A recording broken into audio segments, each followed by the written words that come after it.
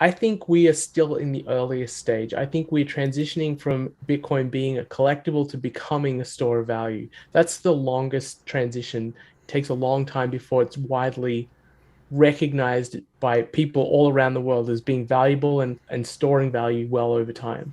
From a historical context, how long does that take? I mean, for gold, it took thousands of years. So I don't think it's going to take thousands of years for Bitcoin. I think that process is accelerated so much by the fact that we live in a digital world.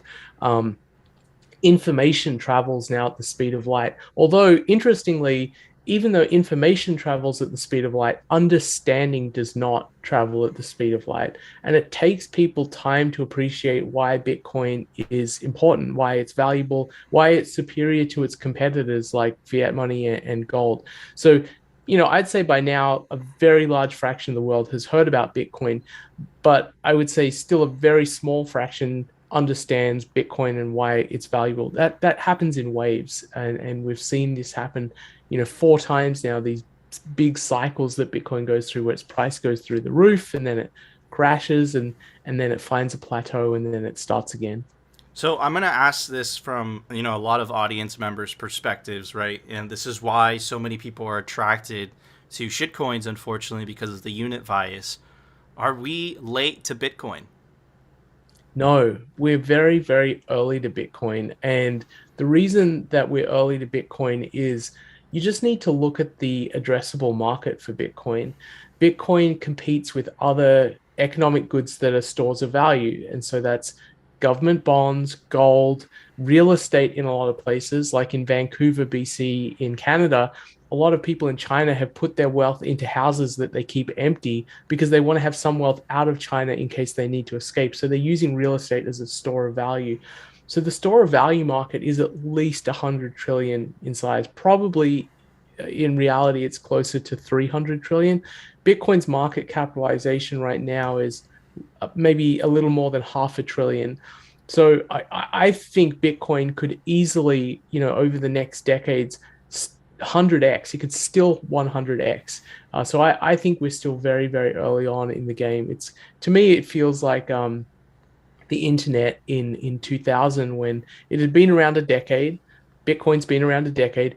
People sort of realized it was important, but they didn't really fully appreciate why it was important. Remember, this is before things like Google Maps, Facebook, all the businesses that were built on smartphones. It was before smartphones.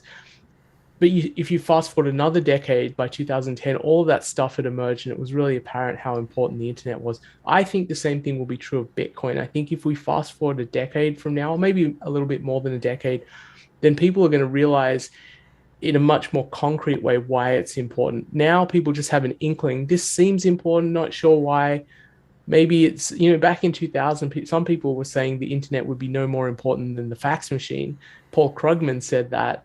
And there are people saying the same thing about Bitcoin. It's just going to take time for people to really appreciate why Bitcoin is valuable and how it's going to change the world economy. January 10th, 2009, this was Hal Finney talking to Satoshi. And I'm going to read you a passage, and it kind of correlates to what you were saying about the 100 trillion, and that's how much wealth is stored in property. That's what you said, correct? Yeah, the store of value market. I think Hal in this quote is talking about the total global economy, and it's certainly grown since he wrote that. It's grown quite significantly. So, um, I'm talking about the portion of the global economy that is the store of value market. But yeah, Hal understood this from the beginning. So he says, and I want to ask you whether you agree with this, you disagree, and what are your thoughts. He says, as an amusing thought experiment, imagine that Bitcoin is successful. And imagine, this was written in 2009, right? So far, so many things have happened since then. And it becomes the dominant payment system in use throughout the world. Then the total value of the currency should be equal to the total value of all the wealth in the world. Current estimates of total worldwide household wealth that I have found range from 100 trillion to 300 trillion, with 20 million coins, which we know there's less than that, right? It's estimated that 2 to 3 million coins are lost. That gives each coin a value of about $10 million. That's absolutely gnarly. Would you agree with that? Is that too bullish for you, VJ? Well, that's exactly the bullish case for Bitcoin, and that I end my book with that quote actually, Oh, and with that exact quote that you bring up from Hal Finney.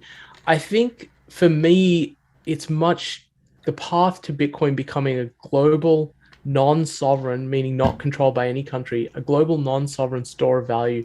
That's much clearer. I can see Bitcoin becoming the same size as gold and surpassing gold. The part which is harder to see and to think about and reason about is the transition from a global non-sovereign store of value where it's overtaking gold and it has that role where everyone thinks, oh, I want to keep some of my savings in something the government doesn't control. I'll keep it in Bitcoin. Once Bitcoin achieves that status, the next transition is from there to becoming the global reserve currency, where nation states want to hold it, where you go to the grocery store and everything's priced in terms of it. That part I think is less clear because that's something that nation states are going to fight much more viciously, because it's taking away one of the most important sovereign powers that any nation state has, which is control over monetary policy. So that process, I say in my book that I think Bitcoin will become the global monetary base in 50 years. I could see Bitcoin overtaking gold easily within the next 5 or 10 years. But that from that 10 years to 50 years, that process is very unclear to me. What the pushback is going to look like, how it's going to play out, whether what form of nation state attacks we're going to see. I think that is going to be when it's very interesting to sort of historically look at what does Bitcoin do when it's globally significant and the world's savings can easily escape to it. Do nation states fight back, or do they start adopting it? And do we see this game theory where nations are like, I don't want to be last in line, so I'm going to start accumulating Bitcoin? It's not clear, and I think we need to have an open mind about how this is going to play out. I worry sometimes that Bitcoiners think that it's inevitable.